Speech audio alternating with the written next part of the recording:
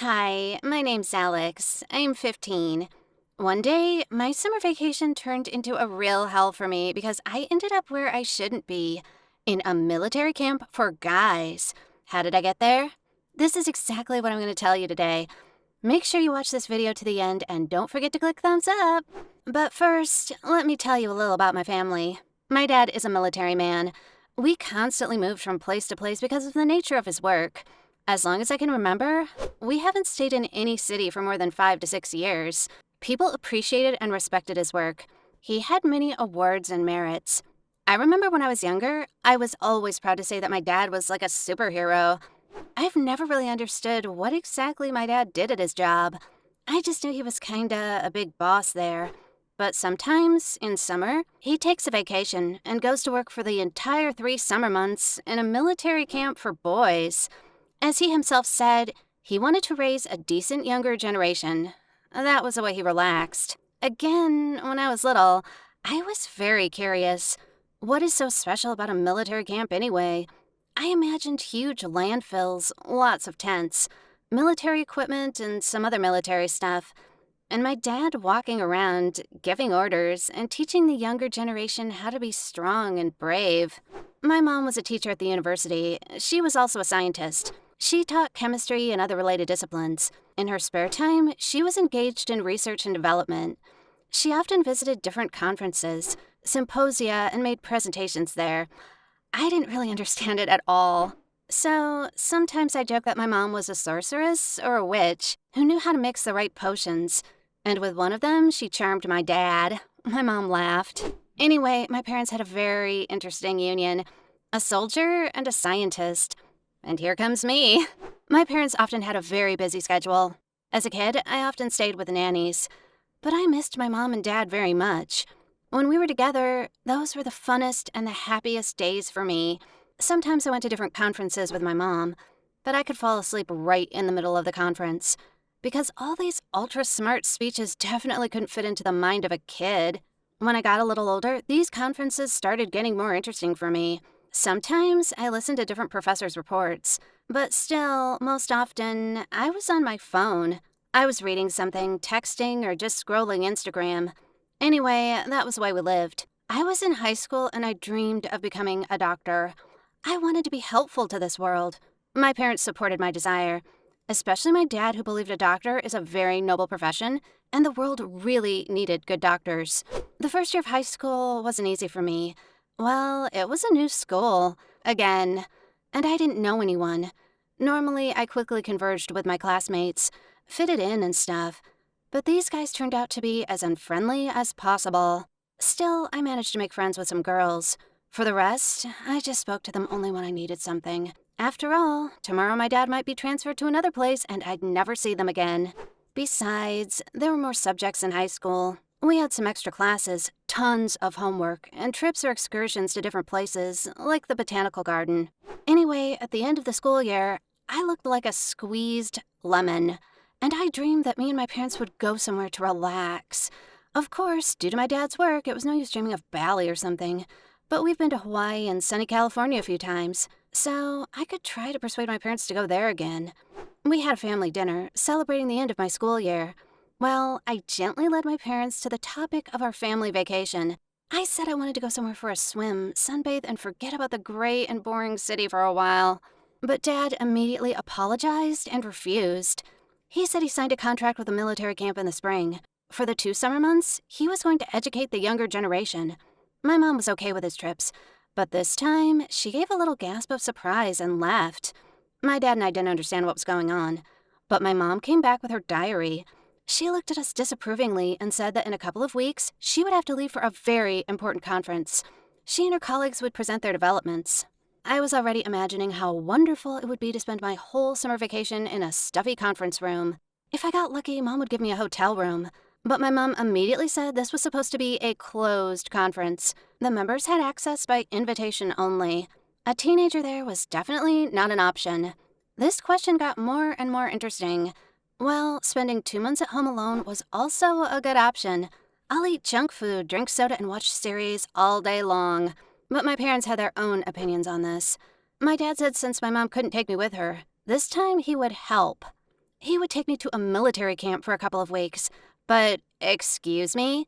Isn't that a boys' camp? What am I supposed to do there?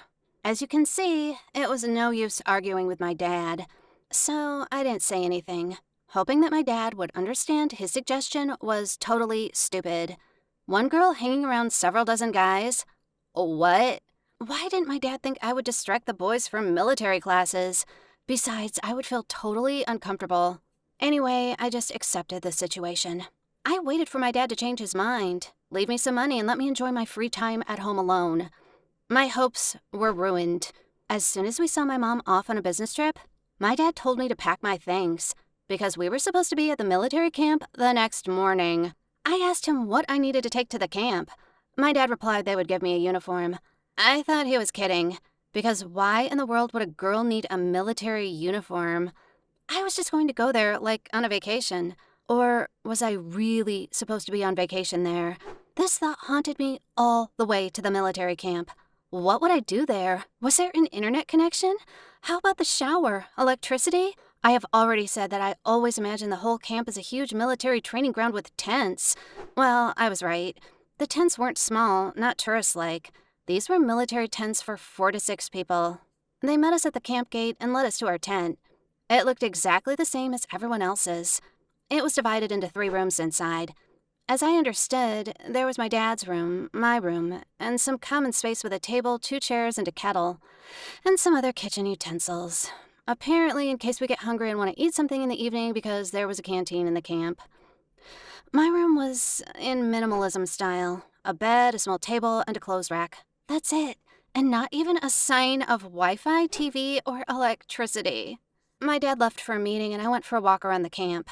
I saw several rows of tents, a forest nearby, a local canteen, an infirmary, and shower stalls. Yeah, not a 5-star hotel. I went back to my tent, lay down on the bed, and cried in despair. I had to spend 2 weeks here. I would go nuts. I have absolutely nothing to do here. And tomorrow 50 young guys would come up here who would not make my stay here easier. Anyway, when my dad returned from the meeting, I got hysterical. I said he was mocking me and I wouldn't be able to live here for 2 weeks. I didn't plan on joining the army, and finally, I'm a girl. For me, it was better to go to my grandparents and help them on the farm instead of enduring such Spartan conditions. Of course, my dad was surprised, since normally I never argued with him, and I was always a very obedient girl. But he promised I wouldn't notice how these 2 weeks would pass by, and I wouldn't be bored. He would send me to practice at the infirmary. After all, I was dreaming of becoming a doctor. Okay, the medical workers would be able to tell me everything about my future profession. Besides, my dad told me there was an internet connection in the camp headquarters. I could sit there in the evening, surf social media, and do whatever I liked. The only problem was the shower. But my dad couldn't do anything about it. He promised he would always walk with me and guard my shower cabin, making sure that no one would try to stick their nose in there. Anyway, I couldn't do anything about the situation. I was fearfully expecting the next morning to begin. The nightmare started. I always thought getting up for school at 8 in the morning was pretty early, but my dad decided to change my understanding of the word early. He woke me up at 6 a.m., saying I should have some time to wash before breakfast, do morning exercises, and go to headquarters. As he promised, he gave me an oversized military uniform. Everyone in the camp was supposed to wear it. I had to pull my hair back and hide it under my cap. I looked like a pretty skinny little soldier. I never thought about doing some exercises. I didn't even like PE lessons at school. I hoped my dad wouldn't think he needed to fix it in my upbringing. When the buses arrived, I decided to go to the tent. There was no need to shock the guys who would see there was a pretty young girl at the camp. Besides, the morning was too busy for me, and I was planning to get some sleep. So I did. Later, my dad came in and woke me up again, saying I could go to the infirmary now and talk to the doctor and nurse. At lunch, I made a big mistake. I decided to let out my long hair because I felt very uncomfortable always wearing it under a cap. Before I started eating, I heard everyone start whispering. I was stunned at first, but then I thought, hey, they'd find out sooner or later. And seeing a girl on the very first day meant they would accept this idea more quickly. My dad introduced me later on during the evening briefing, saying I was his daughter. Well, he marked the boundaries, so to speak. After lunch, I went to the infirmary and stayed there until evening. It turned out real medical practice was far more interesting than textbooks or YouTube videos. Before lights out, there was another meeting at the campfire. But I decided not to show up and went to headquarters to use the internet my dad promised me. Falling asleep that day, I thought, well, it's not so bad. Probably if I pass every day like this, then the 2 weeks would really fly by and I'd be at home soon.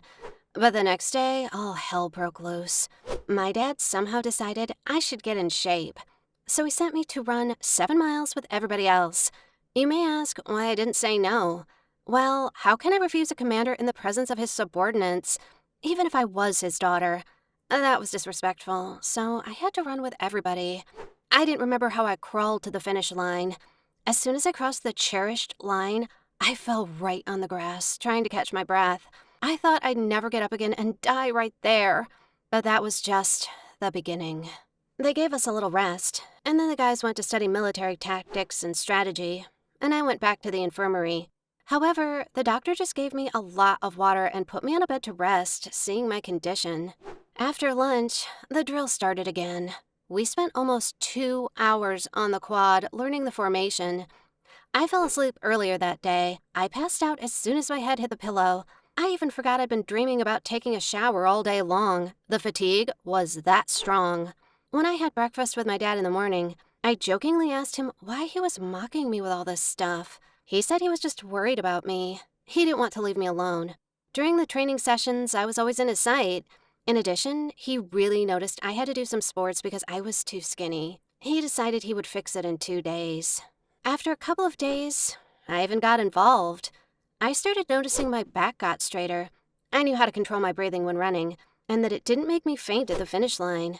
And definitely, I marched better than anyone, because the guys were constantly getting confused with all the drill movement. The most difficult thing for me was the assault course and the cross-country run. The instructors would wake us up in the middle of the night and send us to the forest for a test. It was cold, dark, and damp. But surprisingly, I didn't even think of turning around and going back to the camp.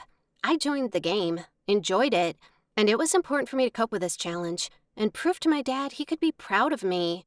Of course, all these training sessions brought me together with the guys. I stopped avoiding them. I talked to them about everything in the world. Most of them were only 2 years older than me, so we had a lot in common. But then, my worst nightmare came true. The guys started throwing me love notes and invitations for a night walk under the moon. Of course, I liked it. It was very romantic. But everyone had to follow a strict regimen in the camp. The violator could be seriously punished or even excluded. After all, this was a military camp. Anything related to the military meant strict discipline. But, girls are such girls. And if you think I didn't like any of the boys, you're wrong. There were 50 of them. I felt like I was on a shopping spree, a lot to choose from. I really liked Tom. One of the notes was from him. I knew if I agreed to a late-night date and they caught us, I would set up both Tom and my dad. It must have taken him a long time to persuade his superiors to allow him to bring his daughter. Seeing his daughter on a date with a guy from the camp was definitely not the best option for him. I hesitated for a long time. I couldn't decide. But still, I agreed with Tom during lunch that we would run away and take a walk in the woods, while everyone would be at the evening campfire. Probably it was quite risky. They might see we were missing. But we got lucky that time. We ran away into the woods, unnoticed by everyone, and took a walk for a while. And then my first kiss ever happened. It was so romantic. We returned separately. No one noticed our absence, except for my dad. Well, he jokingly started saying something about me joining the Secret Service. Then he said Tom and I were bad spies. He noticed how we left the campfire and ran into the woods. I blushed. But Dad said Tom was a nice guy, and he didn't want to ruin our romantic evening. He was very understanding, but he said he would never take me to the camp again. My dad told me this while he was driving a car to the airport to meet Mom from her business trip. I was afraid my dad would be angry with me, but he just joked, smiled, saying I had ruined Tom's perfect discipline. Now, it was my duty to invite Tom to our place for dinner. Anyway, I can definitely say that my first and only experience of being in a military camp wasn't that bad. I learned a lot, got fit, and I found a boyfriend. Would you argue with your parents if they sent you to a place like this? Or would you bravely accept your fate and just go with the flow? Write your answers in the comments below. If you liked my story, don't forget to click the like button. I also recommend you subscribe to our channel and turn the notifications on. There are still many new videos waiting for you. Bye, everyone!